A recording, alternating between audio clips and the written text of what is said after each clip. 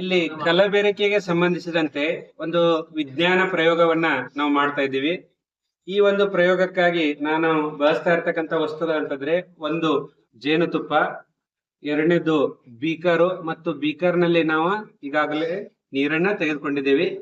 ಈಗ ಪ್ರಯೋಗ ಏನಪ್ಪಾ ಅಂತಂದ್ರೆ ನಾವು ಪರೀಕ್ಷಿಸಬೇಕಾದಂತ ಒಂದು ಜೇನುತುಪ್ಪವನ್ನ ಒಂದು ಚಮಚೆಯ ಸಹಾಯದಿಂದ ತೆಗೆದುಕೊಂಡು ಅದನ್ನ ಏನ್ ಮಾಡ್ಬೇಕಂದ್ರೆ ನೀರು ಇರ್ತಕ್ಕಂಥ ಬೀಕರ್ಗೆ ಹಾಕ್ಬೇಕು. ಓಕೆ, ನೀರು ಇರುವಂತ ಬೀಕರ್ಗೆ ಜೇನುತುಪ್ಪವನ್ನ ಹಾಕ್ಬೇಕು. ಆ ನಂತರ ಅದು ಕಲಬೆರಕೆ ಮಾಡಿದ ಜೇನುತುಪ್ಪವೋ ಅಥವಾ ಶುದ್ಧ ಜೇನುತುಪ್ಪವೋ ಅನ್ನುವಂಥದ್ದನ್ನ ನಾವು ಅಲ್ಲಿ ಪತ್ತೆ ಹಚ್ಚಬಹುದಾಗಿದೆ.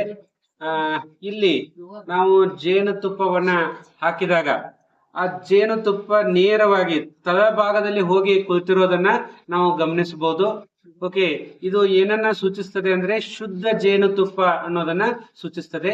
ಒಂದು ವೇಳೆ ಏನಾದ್ರೂ ಇದು ಕಲಬೆರಕೆಯಿಂದ ಕೂಡಿದ್ದರೆ ಏನಾಗ್ತಿತ್ತಂದ್ರೆ ಈ ಜೇನುತುಪ್ಪ ನೀರಿನ ತುಂಬ ಅದು ತನ್ನ ಬಣ್ಣವನ್ನ ಬಿಡ್ಲಿಕ್ಕೆ ಆರಂಭ ಮಾಡ್ತಿತ್ತು ಮತ್ತು ನೀರಿನ ತುಂಬ ಅದೇನಾಗ್ತಿತ್ತು ಅಂದ್ರೆ ಹರಡಿಕೋತಾ ಇತ್ತು. ಸೊ ಇಲ್ಲಿ ಅದು ಹರಡಿಕೋತಾ ಇಲ್ಲ ಮತ್ತು ತಳಭಾಗದಲ್ಲಿ ಹೋಗಿ ಶೇಖರಣೆ ಆಗಿದೆ ಅಂದ್ರೆ ಅದು ಶುದ್ಧ ಜೇನುತುಪ್ಪ ಅಂತ ಹೇಳಿ ನಾವು ಸುಲಭಕ್ಕೆ ಇದರಿಂದ ನಾವು ತೀರ್ಮಾನಿಸಬಹುದು.